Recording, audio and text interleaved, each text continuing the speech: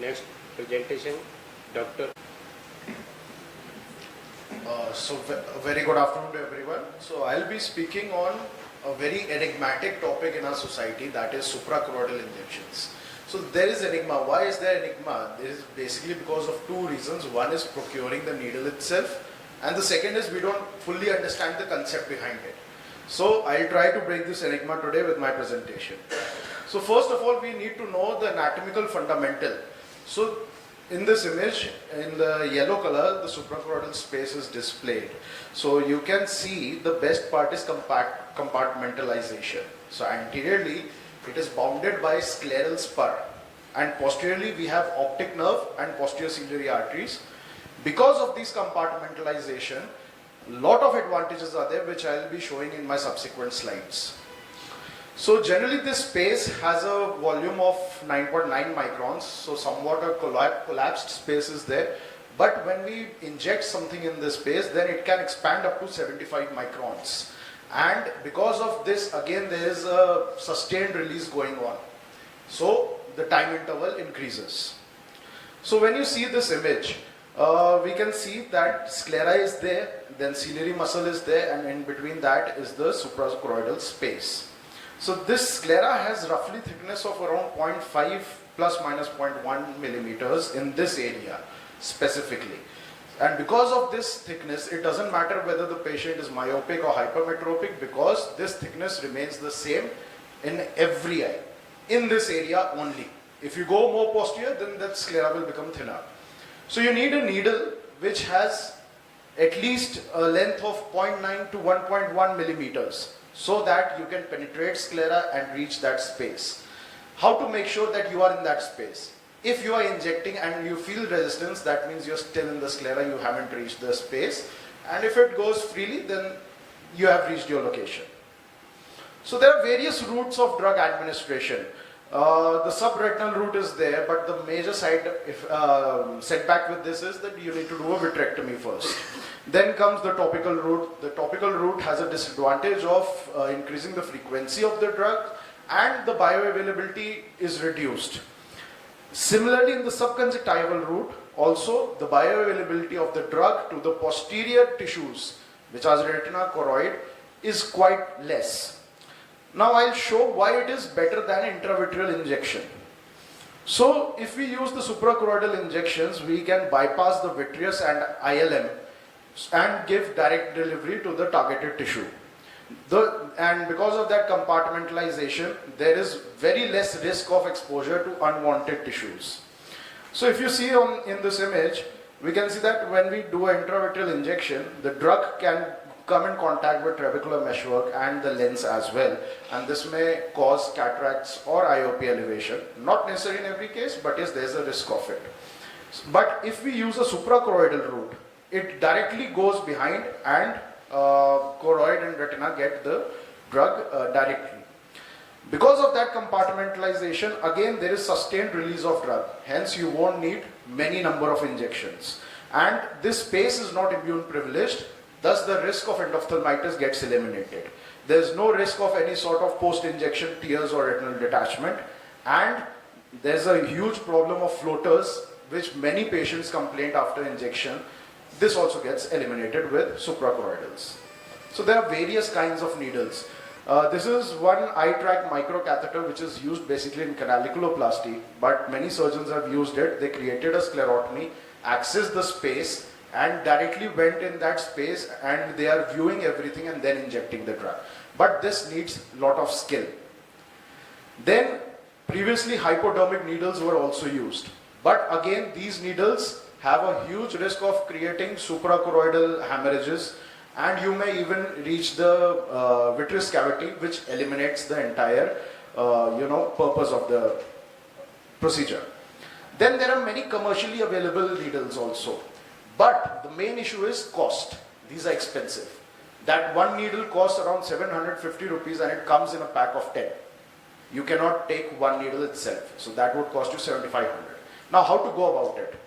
So there's an inexpensive do-it-yourself method. What you need is a 22 gauge butterfly cannula, a 26 gauge needle, 1 ml syringe, the caliper and a scissor. So how do you create it? So this 22 gauge cannula has a sleeve which measures 25 millimeters. You can cut it into two halves. And the length of the 26 gauge needle is somewhere around 13 mm. You need to create the sleeve of 12 mm so that when you combine it, either 0.9 millimeter or 1 millimeter of the needle edge is left exposed.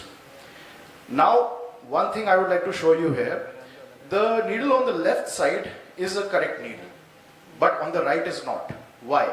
Because the sleeve of the 22 gauge cannula which I used, when I cut it in two halves, one half measured 12 mm, but the other half measured 13 millimeters.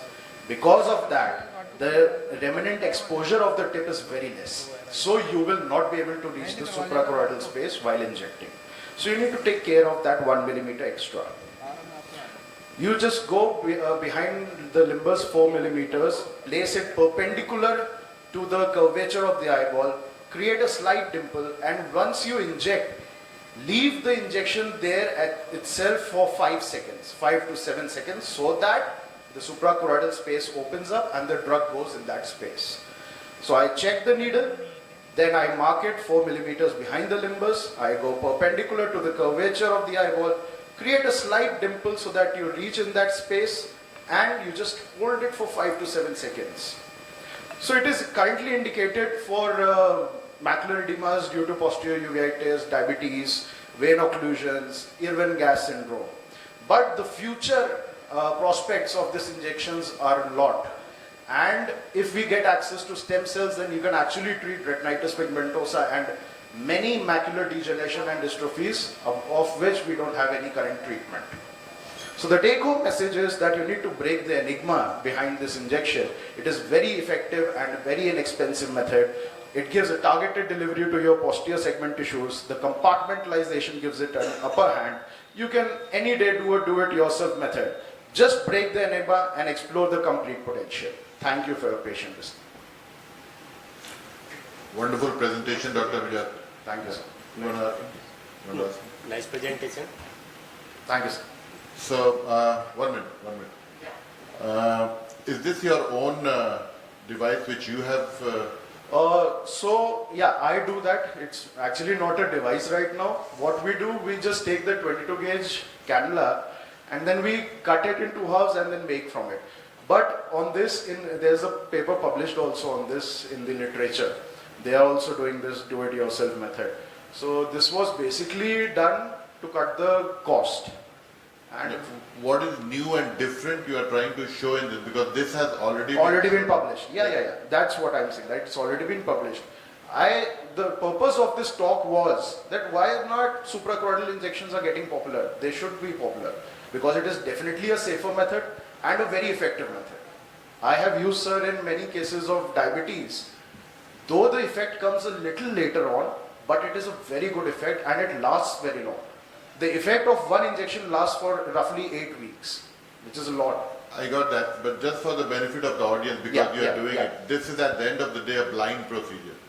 Yes, so that's why. Can you share your experience of how exactly you feel that you are in the suprachoroidal space? Yes. So that's why while creating the needle, you need to make sure that your measurements are very accurate.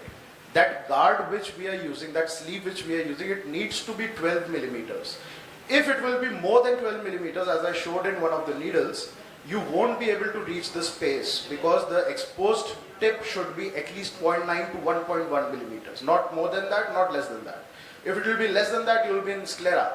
And when you inject it, you will feel a lot of resistance. That means you are not in the space, you are in sclera.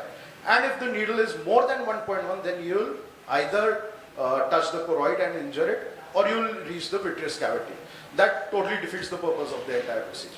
Can we use a anterior segment OCT while you are giving the injection and see something where exactly it's going? So the better option would be UBL rather than anterior segment OCT. So next in your presentation, you can add that video. Yes. Another thing, sir, which I sometimes do, I keep my bio in the operation theatre and I ask my assistant to just hold the syringe before injecting and I visualize that.